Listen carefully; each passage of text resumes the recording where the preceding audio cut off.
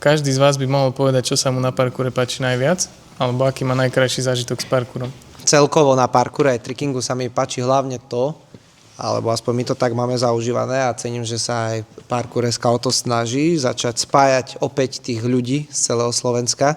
Hlavne tak komunitne, že dakedy, akože nejde ani o to skákanie, ako skôr o to sa stretnúť s tými ľuďmi a kamarátmi, s ktorými vlastne zdieľame tie spoločné zážitky, keďže tie si budeme pamätať dlhšie a môže nám to ostať niekedy aj dlhšie ako to skákanie. Ale samozrejme aj to skákania celkovo venovať sa parkouru a tomu športu. Aj dneska som si všimol, že je vás tu veľa šikovných, až ma to potešilo, že som videl, že vlastne nikto netrávil ani tak čas na telefóne ako tým pohybom. Napríklad, čo my staršia generácia napríklad oceníme, ale je to také, že to sa mi páčilo, že až sa mi nechce ísť, aj keď musím. Takže tak by som povedal. Mne sa tiež veľmi páčilo, že ste tú voľnú chvíľu využili na to, že ste objavovali ten priestor a boli stále na prekážkach a niečo tam vymýšľali. Že nemuseli ste, ale využili ste ten čas a z toho sa veľmi teším, že naozaj na toto tu je. A čo sa mi páči na parkoure najviac? Ako bola otázka? David. Na teba trúbim. Že čo sa ti najviac páči na parkoure, alebo aký máš najlepší zážitok s parkourom? Niečo také, čo si pamätáš? Že najlepší zážitok, keď sme vyliezli na Dame du Lac v Lys vo Francúzsku.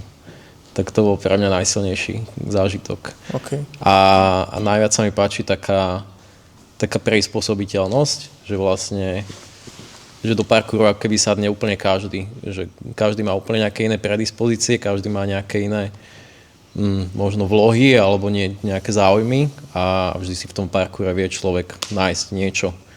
A aj keď je nejak zranený alebo nejak obmedzený, tak vždy si vie nájsť nejakú cestu, kde sa môže hýbať. Mne sa na parkoure páči, že to celé malo zmysel, keď vlastne prišiel na Slovensko a začal sa utvárať a že to vlastne tá komunita funguje dodnes, že či už sme tu 8-roční, 20, 30, 40 roční a na niektorých tréningoch aj starší, tak že stále nás spája tá jedna vášeň a že v podstate jedno, kto je odkiaľ, kto je aký a čo vieš, čo nevieš. Všetci ste sa tu nejakým spôsobom, alebo sme sa tu skamarátili a učíme sa jeden od druhého a naozaj to nie je o tom, že sa niekomu smejeme, že mu to ide horšie alebo závidíme, že lepšie, ale v podstate jeden od druhého sa učíme a skáčeme spolu. A to sú pre mňa aj tie zážitky, že keď sme začínali my viac ako 20 rokov dozadu a keď to vidím teraz, tak sa mi to vlastne vracia, že tá komunita sa opäť spája a ide to dobrým smerom a ďalších 20, 30, 50 rokov, keď tu možno vy budete sedieť ako tréneri, tak si poviete, že tiež to malo zmysel a bude vás to stále baviť ako nás. Mne sa na parkoure vždycky najviac páčila komunita. Ja som potom z toho trochu na pár rokov vypadla, ale myslím si, že z toho to má potenciál a ak sa to do budúcna dostane do takých čias, akých si ja pamätám, ideálne aj lepšie, tak to bude super. Tak začneš trénovať. Maybe. A čo sa mi ešte najviac páčilo celkovo, nielen teda, že komunita, ale pri tých ľuďoch je to prístup. Pretože pri parkoure som sa vždycky stretla s veľmi prívetivým celkovo prístupom tých ľudí, aj trénerov. A každý odchádzal s tým, že sa niečo nové naučil, poprípade zistil, v čom má možno slabinu a čo treba trénovať. Tak mne sa na parkoure páči to, že keď skočíš nejaký nový trik alebo niečo, čo si predtým nevedel, tak máš to takú tú radosť, že si to dokázal. No, mne sa na parkoure páči to, že namiesto toho, aby si bol doma na mobily, tak ideš akože si von zaskakať alebo do športovej haly. A kvôli tomu je to také akože dobré. Ešte nám povedz, či máš nejaký taký jeden zážitok s parkourom spojený, ktorý sa ti tak veľmi páčil, alebo si ho pamätáš. Sa mi páčil. A nemyslím stade to, myslím vôbec. Odkedy si objavil parkour, že existuje, tak odvtedy, či máš nejaký taký zážitok. No tak veľmi sa mi páčilo, keď som sa akože naučil backflip a prvýkrát som ho skočil. Pomáhal ti s tým niekto? Či si sa hádzal na zem? No, akože najprv pán tréner a potom som to už robil aj sám. Ešte sa mi akože páči taký ten zážitok, to je asi No vlastne, keď som to akože objavil, prišiel som tam prvýkrát a vtedy to bolo akože také veľmi dobré, že som si to všetko sa učil akože nové a tak. Tak mne sa na parkoure páči napríklad, že tam, kam ja chodím, takže tam sme taká dobrá komunita, že niekedy napríklad nie, že celé tréning iba skáčeme, ale že niekedy sa proste iba rozprávame a zabávame sa a no proste, že dobrá komunita. A taký môj zážitok bol asi keď som sa úplne prvýkrát naučil backflip a to je vlastne všetko asi. Že vlastne potom, keď som sa to naučil, tak som to už sa doučal iba a rozvíjal všetky variácie som sa učil. Mne sa na parkoure najviac páči to, že nemusím to robiť len v hale a môžem aj vonku aj všade. A môj najlepší zážitok bolo, jak som bol na parkourovom tábore a mali sme ísť na turistiku a začalo pršať a naháňal som žabu. Super. Mne sa vlastne páči tá komunita parkourová a potom vlastne tie najlepšie zážitky sú vďaka tej komunite, že kebyže nie je tá komunita, tak potom napríklad na nejakých táboroch alebo takýchto akciách by sme sa nestretli a práve z takýchto akcií sú tie najlepšie zážitky podľa mňa. Naučil ťa niečo parkour do života mimo toho, že vieš skočiť lepšie skoky? Naučil ma takú pokoru, by som povedal. V čom to vieš cítiť, takú pokoru? Vieš si vybaviť nejakú situáciu, kedy si z parkouru zobral pokoru niekde, poviem príklad do školy, alebo domov, alebo mimo tréningu? Neviem si vybaviť, že presnú situáciu, ale celkovo tak, že už nie je to, že iba parkour, ale keby, že chcem, že napríklad keď idem na bicykel, hej, a poviem si, že je tam nejaký skok predo mnou, čo chcem ísť, ale že nie som si istý, čo ho dám, tak napríklad na parkoure nie je to tak, že idem hneď skočiť niečo, čo neviem, ale že si idem akorát nejaké progresie, tak Jasné. to je vlastne to, čo tá pokora, že neviem hneď niečo, ale spomeniem si, ak to napríklad na parkoure robím, že salto a že akorát si idem progresie a potom sa k tomu dostanem. Super. Mne sa na parkoure najviac páči, že sa tu naučím veľa vecí a že to tu je dosť veľké. Máš nejaký fajn zážitok, ktorý si pamätáš? Môže byť aj z tréningu kľudne. Nie, lebo ja som začal chodiť len tento rok. A za rok už musíš mať nejaký zážitok dobrý. No keď som začal skakať To nevadí. na veľkom e-tracku a skočil som sa auto na nohy. Super, paráda. Mne sa na parkoure najviac páči, že vlastne tá komunita a že vlastne niekto niečo skočí, čo ešte nikdy niekto neskočil možno a vlastne, že proste nikdy to neskončí, že proste tých skokov je nekonečno a každý deň, každý proste týždeň sa nejaký nový vymyslí, takže nedá sa, že dobre, mám naučený parkour, hotovo. Proste... Hej, ale keby ste chceli vedieť, tak Jaro s Adamom už parkour prešli celý. Oni majú teraz dvojku rovnováhu. A môj najlepší pocit, zážitok, keď som prvýkrát sa rozhodol, že idem von skákať parkour a išli sme pri legendárne miesto v Prievidzi, pri Kobienotu s Petrom a začali sme skákať a cítil som v tom takú voľnotu, takú voľnosť. A to bolo super. No tak mne sa na parkoure najviac páči ten pocit, keď niečo prekonám, nejakú prekažku alebo skočím niečo, čo som ešte nikdy neskočila. No a najviac sa mi páči, teda môj najlepší zážitok bol, keď som prvýkrát skočila sa auto do Žinienky. Super. Ako sa cítila? No, strašne šťastná proste.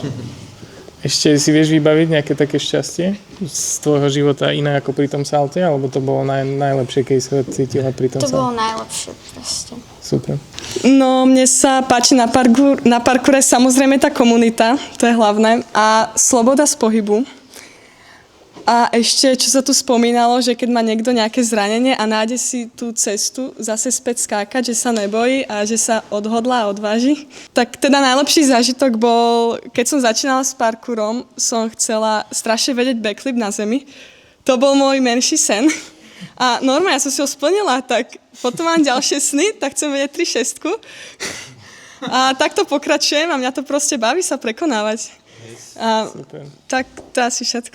Tak mne sa páči tá komunita, že vždycky, keď sa stretneme, tak sú tu fajn ľudia. A potom, že tých trikov je strašne veľa takže vždy naučiť niečo nové. Aký je tvoj najkrajší zážitok spojený s parkourom? Kedy sa tak cítila, že wow, že parkour je proste super pre mňa? Keď som skočila prvýkrát sideflip na zemi, vonku, to bolo fajn, dobrý pocit som mala z toho, lebo som to tak chcela už dlho a už to bolo také, že som to dala. To bolo treba spraviť. Super. Tak mne sa ako na parkoure najviac páči to, že sme v nejakej komunite ľudí, ktorá robí to, čo my.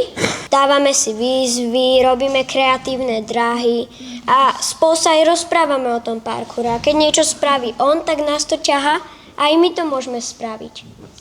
A aj mi robí radosť, keď niečo nové skočím. A môj najlepší zážitko bol, keď som prvýkrát skočil front flip do žinienky, lebo si pamätám ten pocit, ako som bol rád, že wow, a ako sa mi vtedy točila hlava a som to spravil prvýkrát.